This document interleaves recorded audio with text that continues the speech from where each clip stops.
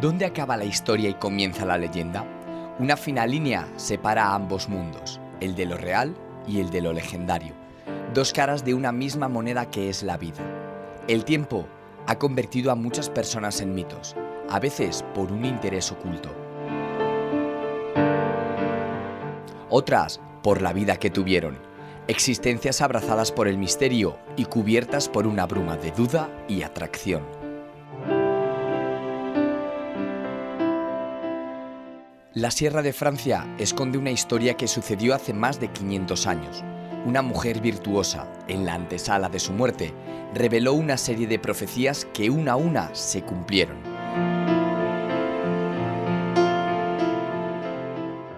La profetisa Juana, conocida como la Moza Santa, y su historia siguen viviendo en este paraíso 500 años después de su fallecimiento.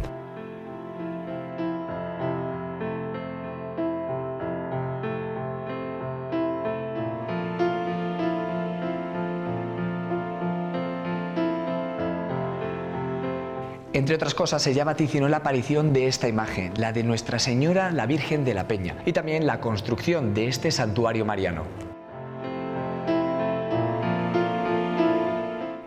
Pero esta historia comienza en Sequeros, el lugar donde nació y vivió a comienzos del siglo XV la profetisa Juana, el sobrenombre con el que se conoce a Juana Hernández.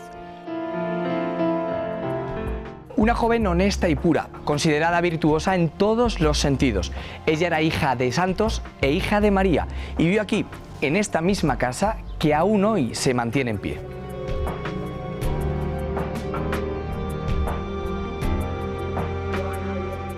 Ramón, ahora sí que estamos ante la casa de Juana, de la profetisa. En 750 esa casa es vendida y se dice que, según tradición, es donde vivió Juana Hernández, la profetisa, la Moza Santa. Se llamaba la calle de la Peña y enlazaba con la calle de las Matas, comienzo del barrio de los judíos. Aquí había una peña y sobre la peña una cruz.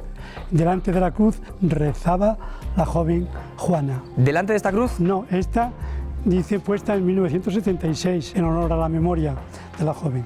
¿La familia de Juana tenía alguna relación con los judíos? No se sabe. Empezaban a darle veneración sin que la Iglesia lo hubiera declarado ni beata ni santa, no siendo que hubiera sido una no santa, sino fingida.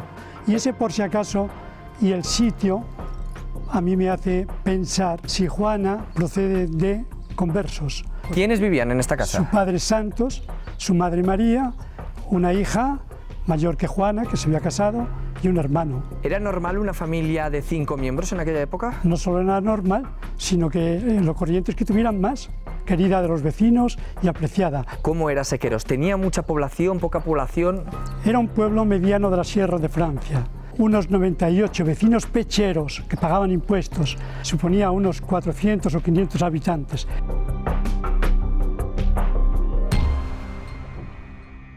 Toda la historia de esta misteriosa mujer fue recogida en la Historia y Milagros de Nuestra Señora de la Peña de Francia. Oficialmente, la obra vio la luz en 1567, 143 años después de la muerte de Juana.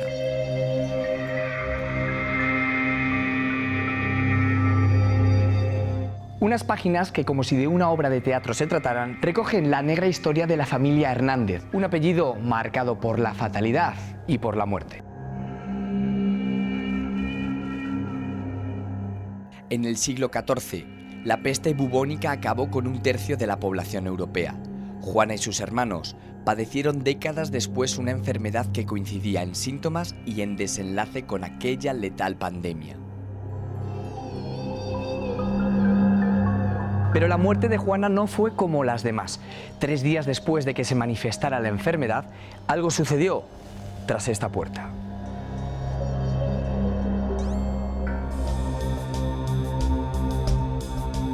Encarna, la muerte de Juana la profetisa no fue una muerte normal. No, fue una peste que entró en el pueblo y entonces murió muchísima gente y entre ellas murió Juana. La madre no quería enterrarla hasta que no llegara el padre, que no estaba en el pueblo. Cuando llegó a los 3 días el padre, Juana en el mismo ataúd se incorporó, dijo: no lloréis por mí, salid a la cruz que tenemos en la puerta donde velaba ella siempre y rezar mirando hacia la Peña de Francia, porque allí caerían 3 cruces y en ese momento murió. En algún lugar estará enterrada la profetisa Juana. Están sus restos en la iglesia aquí, que si quieres pasamos a verlos. ¿Se pueden ver? Sí. ¿Vamos para allá? Pues vamos.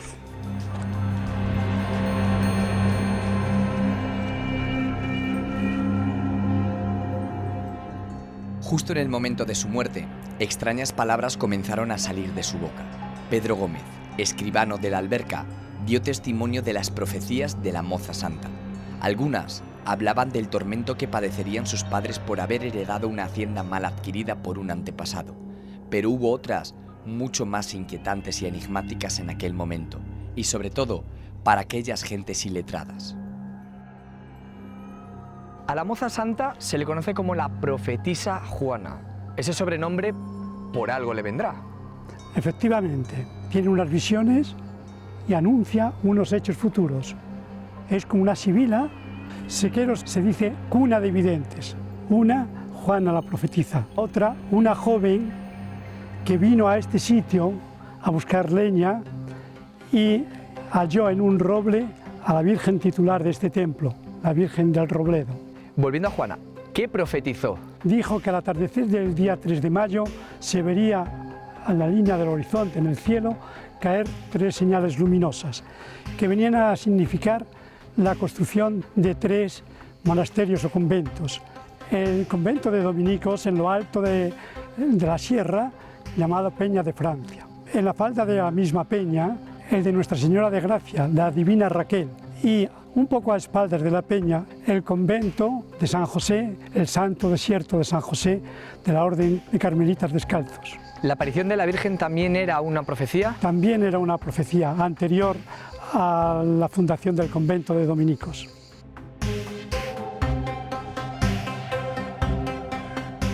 Diez años después de aquella profecía, un peregrino francés nacido en París y llamado Simón Vela encontró, tal y como dijo la moza santa, en este mismo lugar, la imagen de una virgen que había permanecido oculta los últimos 200 años.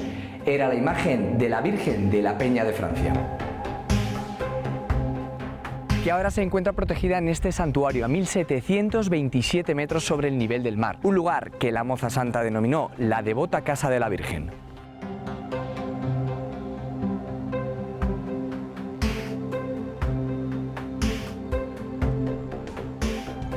El descubrimiento de la Virgen de la Peña de Francia por un peregrino francés, Simón Vela, cerró el círculo de las profecías de Juana. José María, justo aquí en el exterior del santuario nos encontramos una roca que tiene 1, 2 y 3 cruces que están pintadas y grabadas en la roca.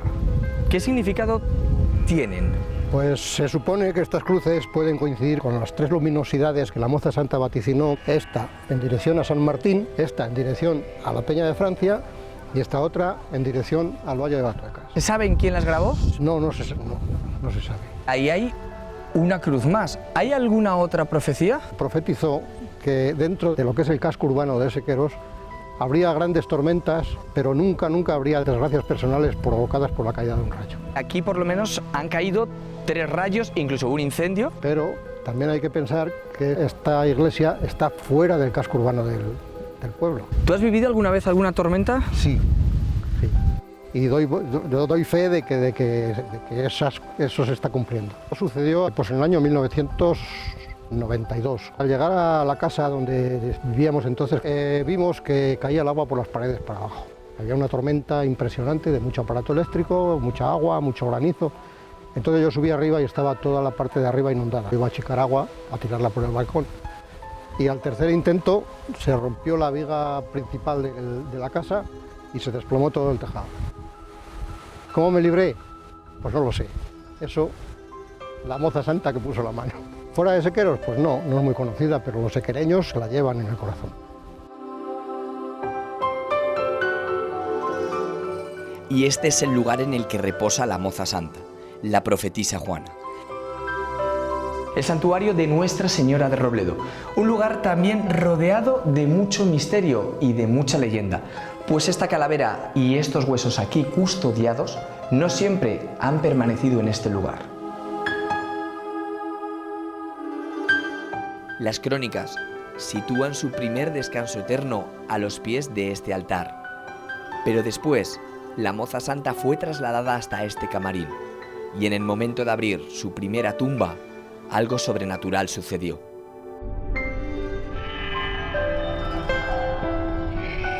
Y aquí es el lugar donde reposa Los restos de la moza santa, que están colocaditos todos por aquí abajo.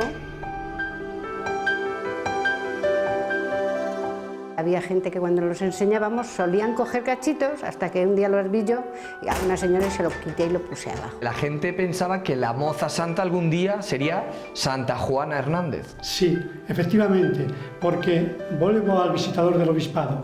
En uno de sus mandatos prohibió todo culto y toda veneración a estos restos. Había observado que le estaban dando esa veneración sin tenerla reconocida la Iglesia. ¿La gente tiene devoción por la moza santa? Sí, y además todo el mundo que viene quiere que le contemos la historia de la moza santa. Pero abajo me Y encuentro... abajo está en los de Simón Vela, que murió, dicen que si de una pedrada o de un golpe en la cabeza. Eso autentifica que efectivamente es el cráneo de Simón Vela. Se le atribuye que cuando abrieron el enterramiento despedía un olor especial. Un aroma que es de olor de santidad. Estos huesos estuvieron en su tumba, en la zona baja del altar de San Juan, y se sacaron en el 1739. Entonces los huesos definitivamente, ¿cuándo acaban reposando aquí?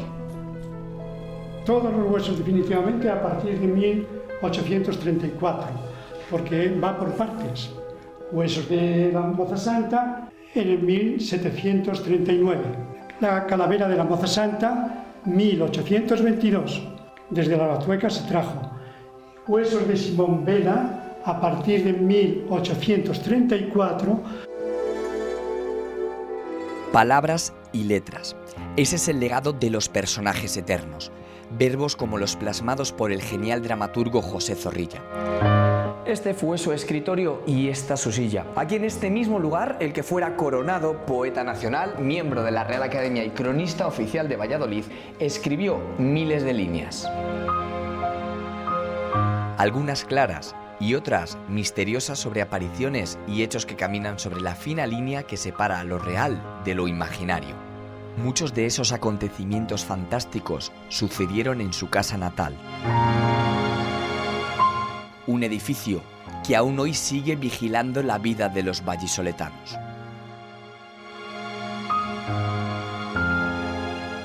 Esta es la cama donde nació José Zorrilla. Tuvo un nacimiento un poco especial, ¿no?, para la época. Sí, hombre, yo creo que fue especial toda su vida y empezó ya así, con el nacimiento. Nacía con una debilidad tremenda, ¿eh? Vino al mundo muy débil, todo lo contrario de lo que luego resultó. No pudieron esperar al bautismo, que fue 12 días después. Tuvieron que recurrir al agua del socorro, como se llamaban, esos bautismos que se hacían, inmediatos. Además, un nacimiento precedido de una leyenda de un pájaro. Estaban esperando realmente muchísima gente y estando esperando tanta gente, en el mismo momento que nació, se vio un pájaro en las tapias de esta casa, cantó con un son muy especial, como queriendo entregar a Zorrilla el arpa de su poesía. Es decir, que el niño ya nació casi con un sino. El niño nació ya con un arpa bajo el brazo. ¿Y cómo era la familia donde nació José Zorrilla? Su padre era relator de la Chancillería del crimen y su madre era hija de un regidor también. En esta sala, ¿qué es lo que podemos ver y sentir? Esta es la auténtica cama donde nació. En realidad era el dormitorio de los padres de Zorrilla, aunque luego él lo utilizó como propio. Tenía un concepto de esta habitación mucho más triste. Él decía, en este hueco oscuro, aquí nací yo, porque dicen que vine llorando. El Museo Casa Zorrilla es un lugar de letras, de historias, de recuerdos y sorpresas. La casa que perteneció a los Zorrilla guarda en sus estanterías uno de los relatos más populares y conocidos del autor vallisoletano. Un pasaje en el que narra cómo la visión fantasmagórica de una mujer se le apareció de forma inexplicable cuando él tan solo tenía 5 años. Los hechos, magníficamente narrados por Zorrilla, tienen lugar aquí, al final de este estrecho pasillo y detrás de esta puerta de madera. Este era un lugar a finales del siglo XIX cerrado misteriosamente a cal y canto. Este lugar era un territorio solo accesible para el servicio. Nadie habitaba este espacio. Era un cuarto vacío.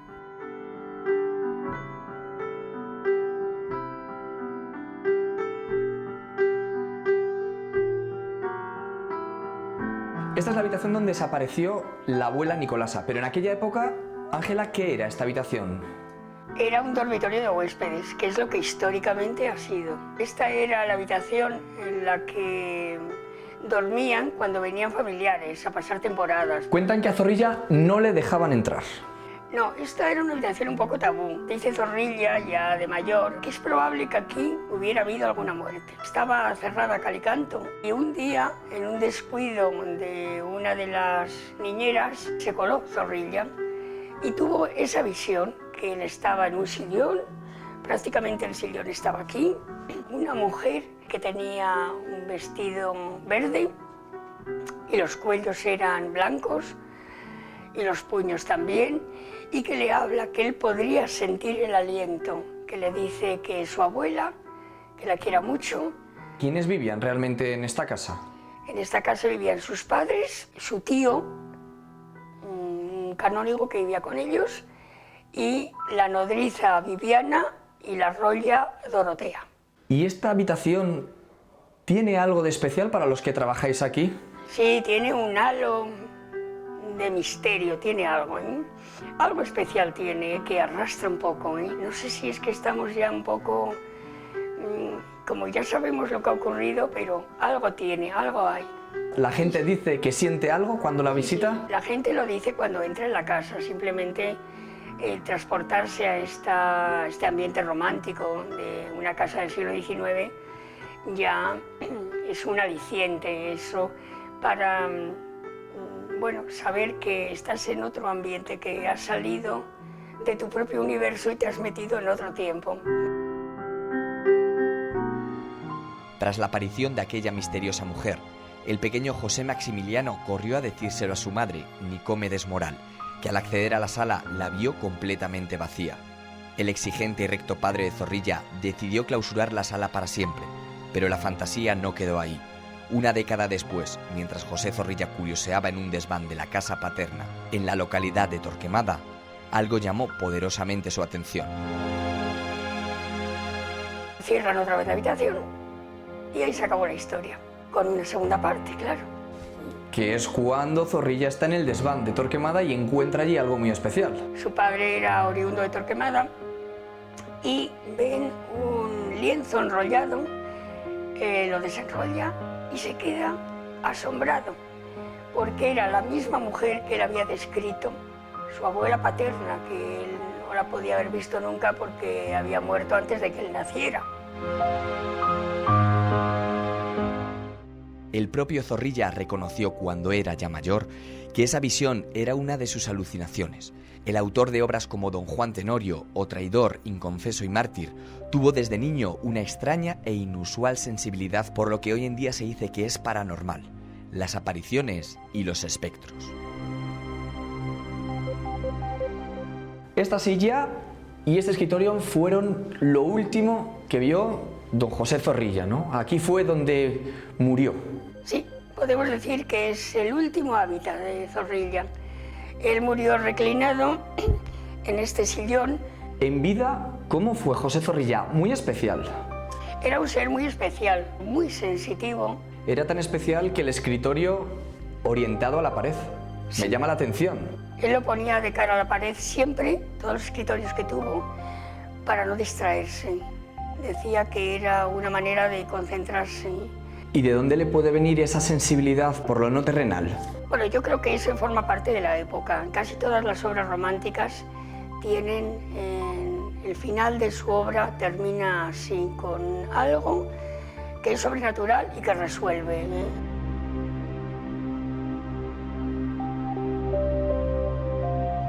Las obras de restauración de la Casa Zorrilla retiraron la habitación de la abuela Nicolasa de las visitas.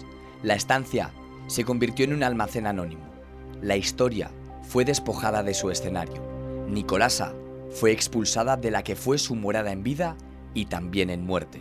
Entonces, la leyenda se convirtió en realidad.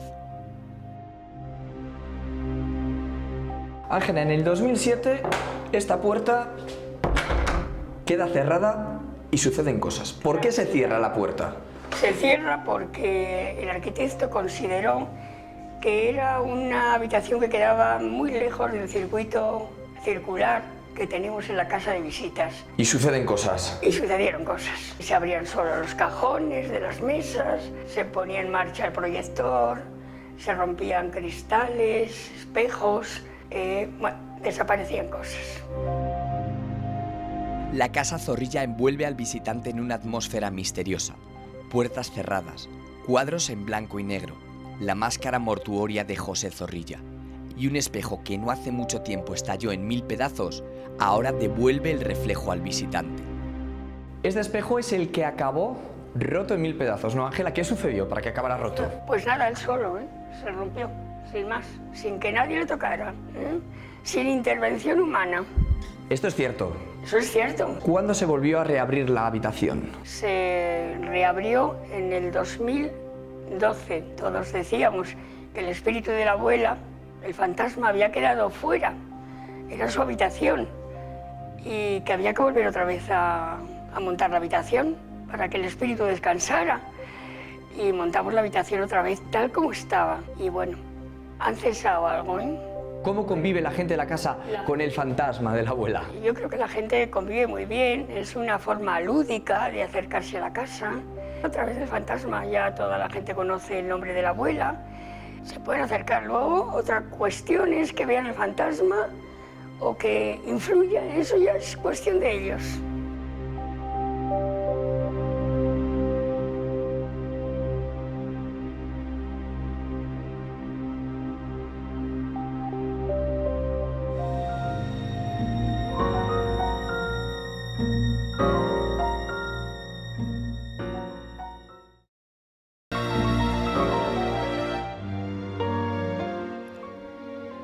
Entre todas las letras castellanas, destacan las que forman un apellido, Cervantes, el más grandioso escritor de nuestra literatura, la pluma más traducida y analizada sobre la que se sabe todo, ¿o no?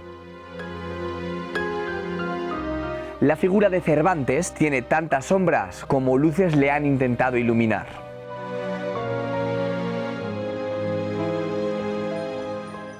Una búsqueda en internet sobre Miguel de Cervantes arroja más de 24 millones de resultados, uno de ellos sorprendente. Cervantes nació en Sanabria.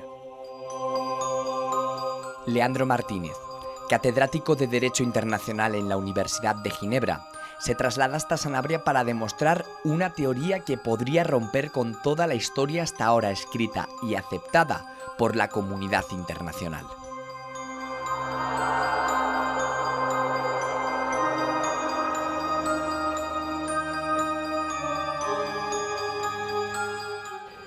Leandro, ¿por qué investigar sobre el Quijote y sobre Cervantes si está todo escrito? No hay nada escrito. Se han dicho muchas mentiras, pero mentiras unas veces de buena fe y de otras de mala fe. De mala fe es el principio, la partida de nacimiento de Miguel de Cervantes o Miguel Carvantes, que no existía y empezaron a hablar de cosas. Después empezaron a hablar de cosas que eran copias, que se hicieron posteriormente o entonces, que no eran exactas, no eran correctas. No hay nada escrito. ¿Por qué se dice Don Quijote de la Mancha? Todo escritor, cuando escribe, depende del lugar y tiempo que tú escribas. Si él dice Don Quijote judío, entonces le queman. Se dice de la Mancha, él dice después en el texto de Don Quijote, el león manchado. Entonces, es que estaba bautizado o no, y como dice él mismo que el Quijote es su semejante, tenemos que buscar su semejante. Dice que la naturaleza hace a cada uno semejante suya. Entonces el libro tiene que ser su semejante. Su semejante resulta que no es cristiano, no solamente católico, sino que no es cristiano. La redención es completamente diferente del cristianismo. A él es seguir la estrella de la vocación personal. Entonces, cada obra que tú haces tiene un mérito eterno. Nunca habla de que Cristo murió o cosas de esas y fueron redimidos en Cristo. No, nunca habla de eso, sino es la estrella que tú sigues y que haces. Eso es la redención.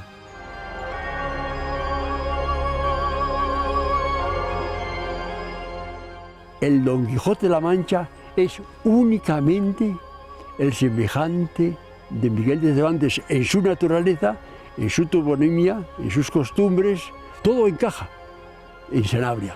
Pero fuera de Sanabria, solamente la tercera salida. Es decir, que si comenzáramos ahora mismo un viaje por este camino, ¿encontraríamos reflejado el Quijote y los personajes del Quijote? Sí, y si no lo encontramos reflejado es que no existe. O sea, hay que ir a otro sitio. Comenzamos.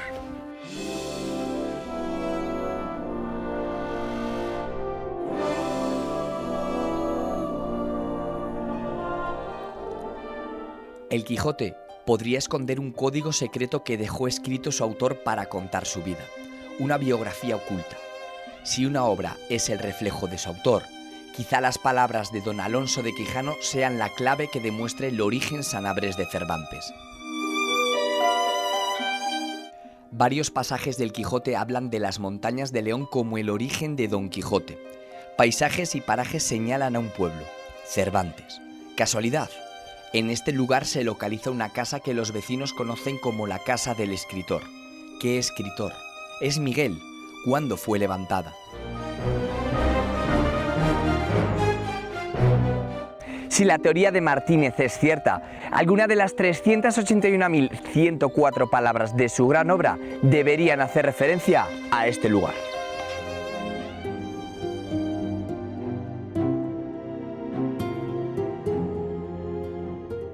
Leandro, en Cervantes está la Casa del Escritor. ¿Esta?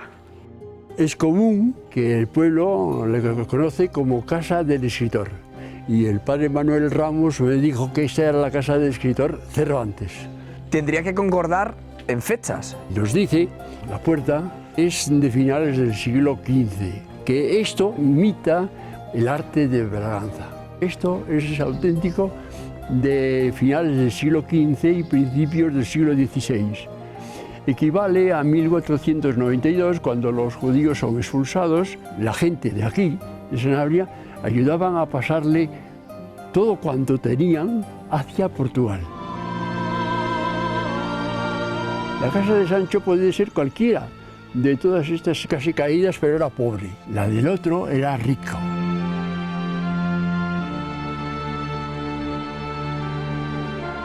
¿Y la arquitectura de esta casa tiene otros elementos que son nombrados en la novela? ¿Podríamos verlos? En el interior de la casa ya no puedes ver. Tenía que tener un patio, pero que no lo podemos ver. En la parte del interior de la casa tenía que tener una habitación para Cervantes, para Don Quijote de la Mancha, una habitación para los que estaban ayudando en el trabajo, y después el lugar donde estaba para hablar con la gente. Eso sería la sala.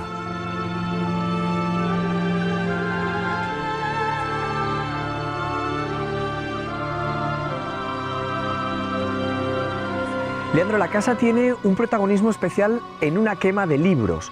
¿Podría encajar esto que estamos viendo con ese escenario? Don Quijote, cuando está herido, viene hacia el pueblo y entonces se encuentra en la casa ruido porque ya el cura y Barbero Nicolás han quemado los libros porque suponen que Don Quijote está un poco mal en la cabeza. Entonces el cura ha quemado muchos libros. Todo aquel que no le interesaba a él, primero los libros los echaban hacia el patio. Los patios sanabreses había un patio interior, pero el patio interior, el humo, venía hacia las habitaciones. Entonces había el lugar que era el corral y entonces se hace un rimero, una palabra muy de aquí, entonces se queman.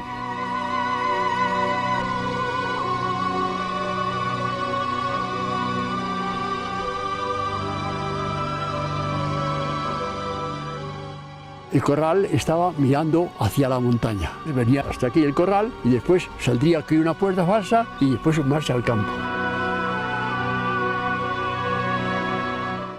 La biblioteca estaría en la parte superior. Ahí se reunía el cura, el bachiller Carrasco, y la vista que tenían era hacia Sanabria, Puebla, hacia Braganza. En el libro aparece que la casa tiene un palomar. ¿Tenemos un palomar aquí?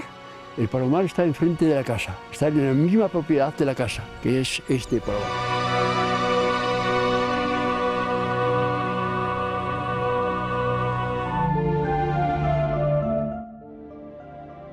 Este es el palomar de que habla entonces cuando Don Quijote de la Mancha recibe al bachiller Carrasco y le invita a tomar unas palomas como mensaje o como comida, pues pobre, de pobres.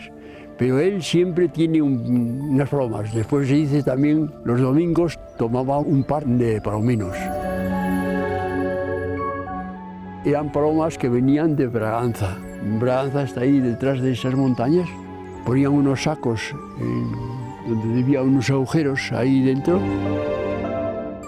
y llenaban los sacos de palomas.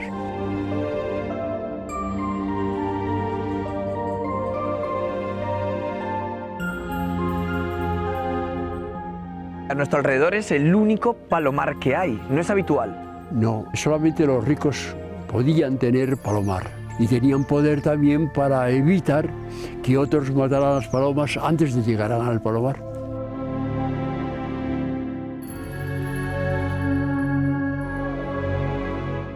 Concordaría con lo que escribió Cervantes, que era familia rica. Entre la pobreza del lugar era el más rico. Completaría con el tema de las montañas de León, completaría con la comida de Cervantes.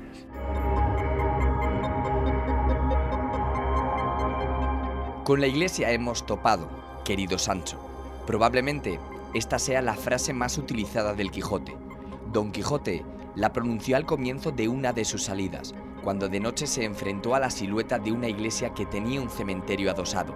Santa Colomba de Sanabria podría ser el escenario que inspiró a Cervantes.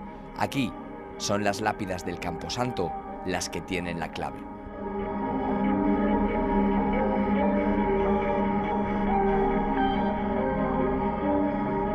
Leandro, hay una frase del Quijote que dice: con la iglesia hemos dado.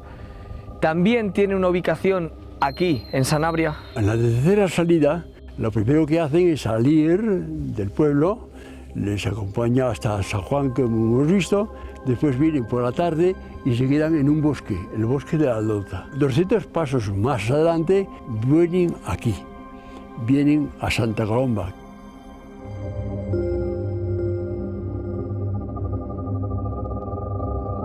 Entran en un cementerio, son las sombras de una torre, y eran con la iglesia hemos dado.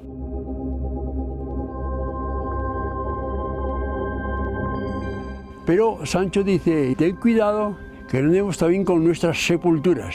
Y las sepulturas de este pueblo, el 80% tienen Saavedra, Don Miguel de Cervantes Saavedra. Algunas tienen Gordo, de Sancho. Me llama la atención este mausoleo de aquí atrás. Hace 150 años que se hizo. Los descendientes de los Saavedras, nuevos cristianos, es decir, de origen judío, tiene una cruz y tiene los 7 brazos de cada candelabro. Los 7 candelabros significan los 7 sefirot de tradición judía.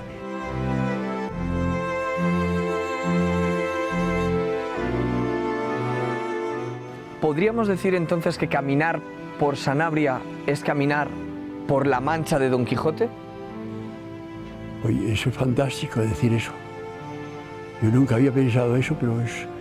Sí, la mancha de Don Quijote, es decir, Don Quijote nunca estuvo bautizado, pero los descendientes tuvieron que estar bautizados, porque así era la norma general.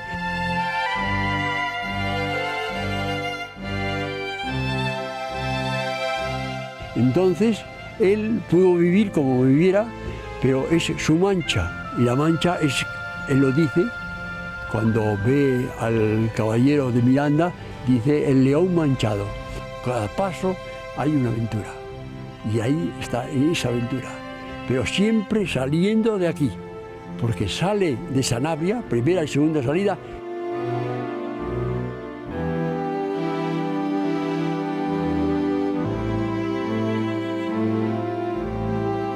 Los molinos de viento no están en la región Mancha, sino que están en Holanda, cerca de Rotterdam. Era donde había 35 o 40 molinos de viento. El único sitio donde se encuentra las evidencias del Quijote, la particularidad del Quijote, el único sitio donde se encuentra su semejante de una manera estricta y donde convergen todos los caminos, todo es en Sanabria. Con la evidencia hemos topado, amigo Leandro. Con la evidencia hemos topado. No ha sido otro mi deseo que poner en aborrecimiento de los hombres las fingidas y disparatadas historias de los libros de caballerías, que por las de mi verdadero Don Quijote van ya tropezando y han de caer del todo sin duda alguna.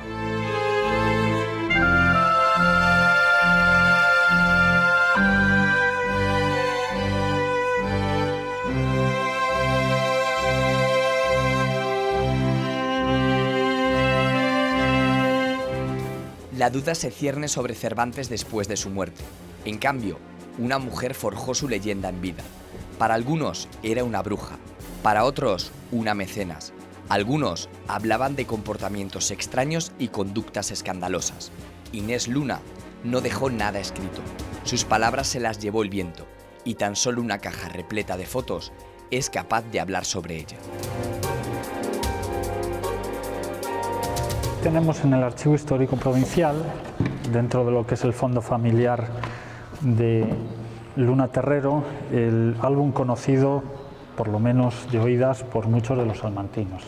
Está en el archivo desde 2011, pasó por el taller de restauración, está perfectamente acondicionado. Es un álbum que, bueno, dada la demanda o la curiosidad o información que despierta, bueno, pues su acceso se hace digitalmente. Yo había accedido a las fotografías por vía digital, porque es verdad, es un documento que no se puede dejar en las manos de todo el mundo. La verdad es que a mí me emociona verlo ahora. Verdaderamente lo que uno siente es que sí, que ella amaba este objeto y me imagino que lo recorrería muchas veces.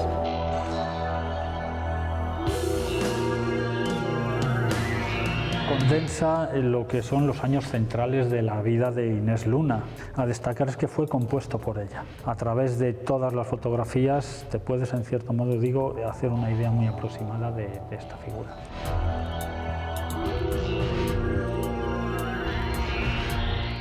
Sus vivencias, sus pasiones, sus viajes, la debilidad que tenía, por ejemplo, por los automóviles. En muchos de los casos lo que hace es poner la marca o el modelo del automóvil al lado de la fotografía. Ella para nosotros era distinta porque verdaderamente eligió vivir en una parte de Salamanca, la zona de Vitigudino, que estaba verdaderamente mal en todos los sentidos, la propiedad agraria, el trabajo, el atraso, y convirtió su casa en algo completamente distinto al paisaje.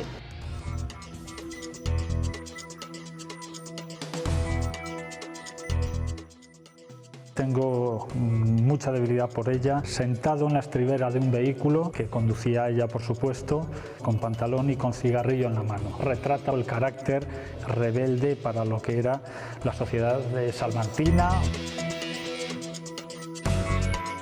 Una señorita tenía que casarse, una señorita tenía que comportarse de una determinada manera y ella se negaba. Por otra parte, era una gran amante del terruño, de la propia finca y de todas sus fincas.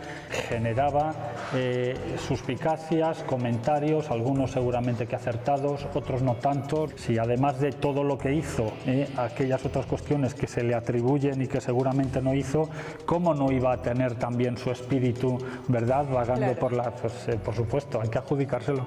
Posiblemente algunos hechos fueran reales y hasta normales y luego se han convertido, tienen un halo de leyenda que sí, ¿por qué no? Se puede haber convertido en un fantasma. Forma parte de lo que es, bueno, pues toda la leyenda que arrastra Inés. La pequeña localidad de Traguntía fue el reino de Inés Luna. La bebé falleció hace más de 60 años, pero aquí aún hay gente que la conoció en primera persona. Vecinos que compartieron alguna de las andanzas de la Dama Luna cuando eran niños. Ellos saben mejor que nadie quién fue una de las personas más misteriosas de nuestra comunidad.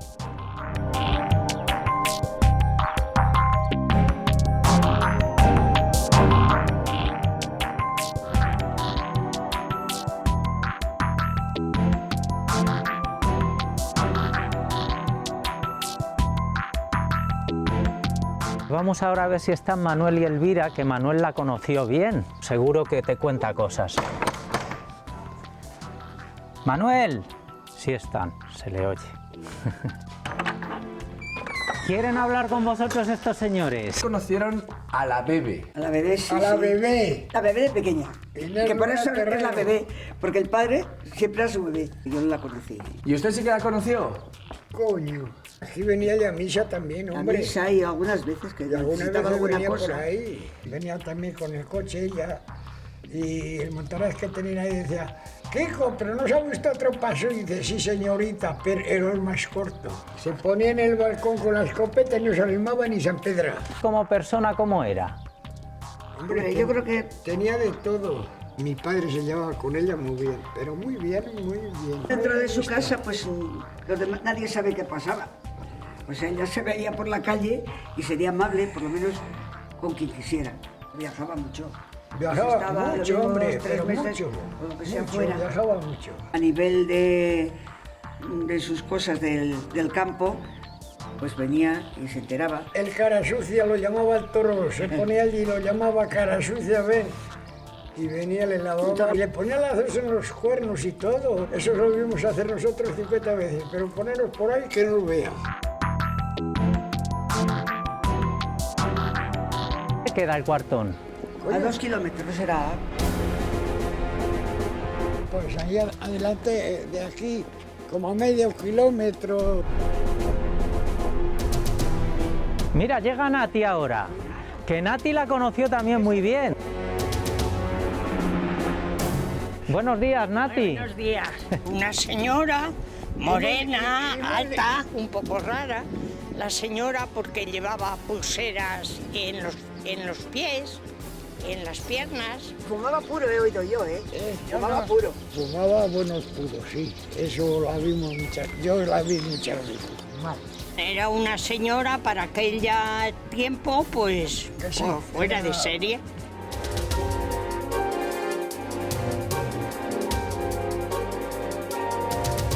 Esto pertenecía a la bebé también, ¿no? Yo me acuerdo de ver una construcción rarísima.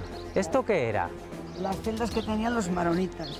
Él hizo una celda para cada uno y había una casa donde cocinarían y esas cosas. Eran curas que estaban aquí, celebraban misa todos los días.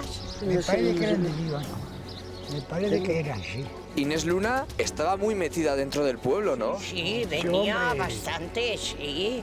Cuartón de Traguntía. Una de las 3 fincas grandes en que se dividía el pueblo, que había 3. El cuartón, el palancar y el cuartico. El cuartón era de la familia de la bebé. Cuando venía a hacer fiestas, venía y traía a los pastores y se celebraba aquí. Fuimos a hacer teatro allí. En el cuartón, en su finca, preparaba, íbamos de Peralejos y de aquí. Siempre que iba de viaje llevaba la mis con ella y otra chica que las acompañaba para mandarle consuelo lo que necesitaran o lo que fuera. Siempre iba con ella, siempre. Quienes oyeron hablar de ella o la conocieron miran con curiosidad cada una de las fotos del libro que les dejo.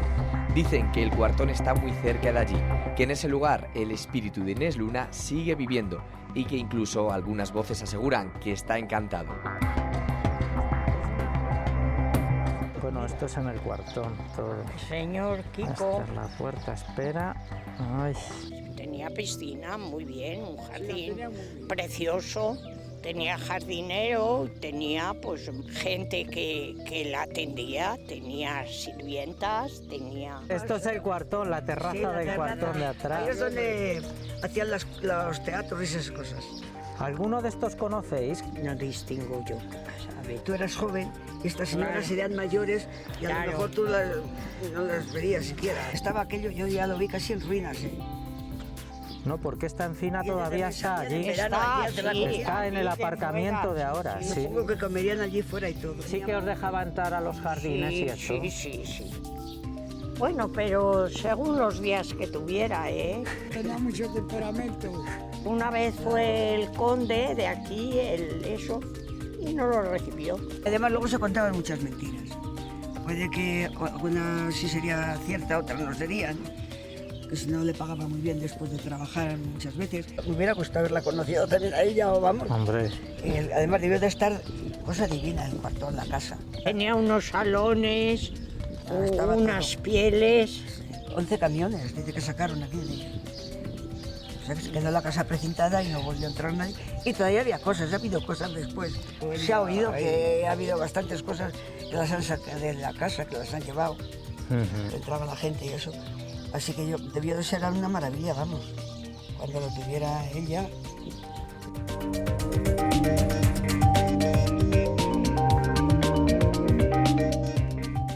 El mito y la persona muchas veces se confunden. El ser humano siempre ha necesitado crear personajes en los que verse reflejado. Modelos que fueran eternos y que nos recuerden que podemos llegar tan alto como queramos.